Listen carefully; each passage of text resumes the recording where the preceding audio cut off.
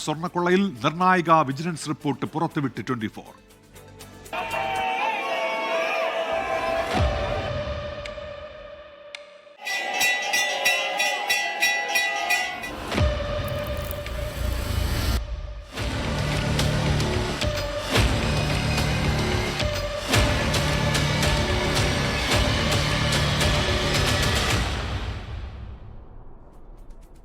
ശബരിമല സ്വർണ്ണക്കൊള്ളയിൽ 2019 ദേവസ്വം ബോർഡിനെ സംശയ നിഴലിൽ നിർത്തുന്ന ദേവസ്വം വിജിലൻസിന്റെ അന്വേഷണ റിപ്പോർട്ട് 24-ന് കവർച്ചയ്ക്ക് പിന്നിൽ ഉദ്യോഗസ്ഥ താൽപര്യം മാത്രമെന്ന് കരുതാൻ കഴിയില്ലെന്നും ബോർഡിന്റെ സമ്മർദ്ദമുണ്ടായോ എന്ന് സംശയിക്കുന്നതായും അന്വേഷണ റിപ്പോർട്ട് വ്യക്തമാക്കുന്നുണ്ട്.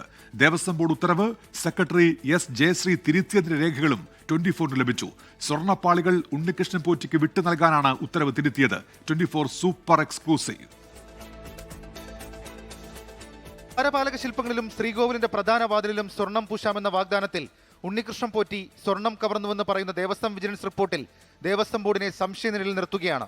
നിയമവിരുദ്ധമായി ഉദ്യോഗസ്ഥർ ചെയ്തത് ദേവസ്വം ബോർഡ് അധികാരികൾ അറിഞ്ഞില്ലെന്ന് കരുതാൻ കഴിയില്ല. 2019 ബോർഡ് അധികാരികളുടെ പ്രേരണയോ സമ്മർദ്ദമോ നിർദ്ദേശമോ ഉണ്ടോ എന്ന് സംശയമുണ്ട്.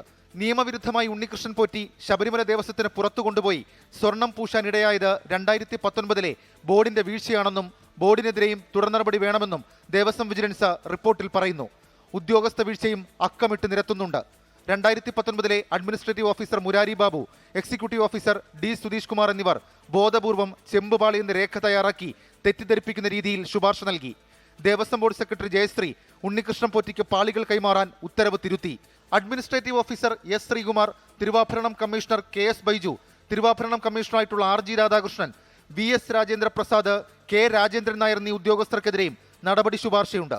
സ്ഥിര വരുമാനമില്ലാത്ത ഉണ്ണികൃഷ്ണൻ പോറ്റി മറ്റു സ്പോൺസർമാർക്ക് വേണ്ടി ഇടനിലനിന്ന് ശബരിമലയിൽ കോടിക്കണക്കിന് രൂപയുടെ ഇടപാടുകൾ നടത്തിയെന്നും കണ്ടെത്തലുണ്ട്.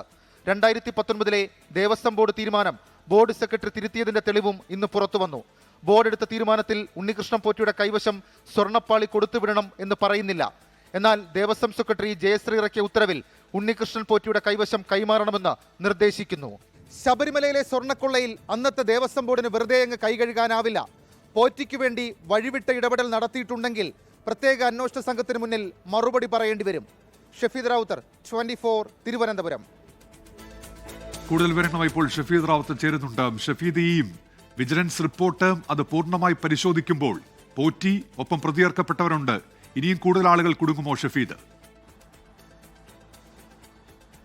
നിലവിലിപ്പോൾ വിജിലൻസിന്റെ അന്വേഷണ റിപ്പോർട്ട് അത്തരത്തിൽ ചില സൂചനകൾ നൽകുന്നുണ്ട്. അതിൽ ഏറ്റവും പ്രധാനം നമ്മൾ അല്പസമയം മുൻപ് പറഞ്ഞതുപോലെ തന്നെ ദേവസ്വം ബോർഡുമായി ബന്ധപ്പെട്ട കാര്യങ്ങളാണ്. 2019 ദേവസ്വം ബോർഡ് അംഗങ്ങളടക്കം അല്ലെങ്കിൽ ദേവസ്വം ബോർഡ് അടക്കം സംശയിക്കുന്നുണ്ട് എന്നുള്ളതാണ് ദേവസ്വം വിജിലൻസ് പറയുന്ന കാര്യം. മാത്രവുമല്ല, അവരുടെ അറിവോ ധാരണയോ ഇല്ലാതെ ഇക്കാര്യങ്ങൾ നടക്കുമെന്നൊക്കെയുള്ള സംശയമുണ്ട്.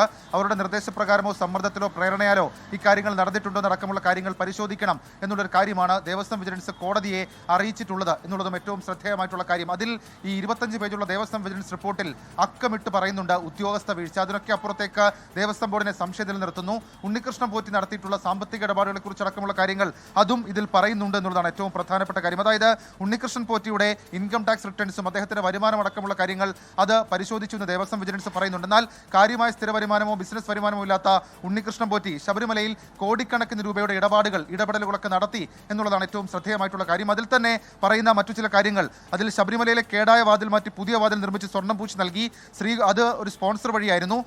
അന്വേഷണത്തിൽ ഈ നിർമ്മാണ പ്രവൃത്തിയുടെ യഥാർത്ഥ സ്പോൺസർ കർണാടക ബെല്ലാരി സ്വദേശിയും ബിസിനസ്സുകാരനുമായ ഗോവർദ്ധനാണെന്ന് വെളിവായി. ശ്രീകോവിലിന്റെ കട്ടളയിൽ പൊതിഞ്ഞ് ചെമ്പുപാളികൾ സ്വർണം പൂശി നൽകി. യഥാർത്ഥ സ്പോൺസർ മലയാളിയും ബാംഗ്ലൂരിൽ സ്ഥിരതാമസക്കാരനുമായ അജികുമാർ ആണെന്ന് ദേവസ്വം വിജിലൻസിന്റെ അന്വേഷണത്തിൽ കണ്ടെത്തിയിട്ടുണ്ട്. 2025 ജനുവരി 1 അന്നദാനം, പടിപൂജ, ഉദയാസ്തമന പൂജ, കളഭാഭിഷേകം എന്നിവ നടത്തി.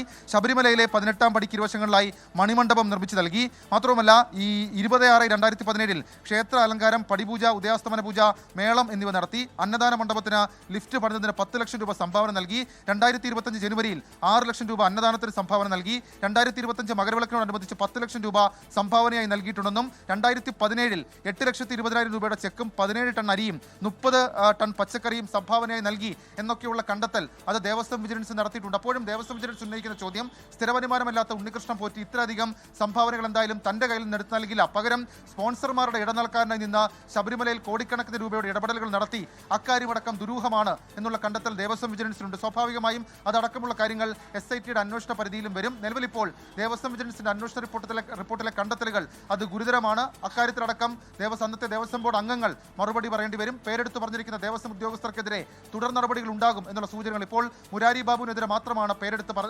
നടപടിയെടുത്തിരിക്കുന്നത്. പകരം ജയശ്രീ ഉൾപ്പെടെ വിരമിച്ച ആളുകളുണ്ട്. അവർക്കെതിരെ നടപടി എങ്ങനെ വേണമെന്നുള്ള കാര്യത്തിൽ ദേവസ്വം ബോർഡ് നിയമപരിശോധന അടക്കമുള്ള കാര്യങ്ങളിലേക്ക് കടക്കുന്നു എന്നുള്ള സൂചനകളും ഇപ്പോൾ പുറത്തു വരുന്നുണ്ട്. ശരി, ഷെഫീദ് റാവുത്തറാണ് തിരുവനന്തപുരത്ത് നിന്ന് വിവരങ്ങൾ നൽകിയത്. ലോകത്തെവിടെയായാലും ഏത് സമയത്തും 24 വാർത്തകളും ഓഗ്മെന്റഡ് റിയാലിറ്റി പാക്കേജുകളും എക്സ്പ്ലെയിനറുകളും വിശദമായി കാണാൻ ഞങ്ങളുടെ യൂട്യൂബ് ചാനൽ നിങ്ങൾക്ക് സബ്സ്ക്രൈബ് ചെയ്യാം.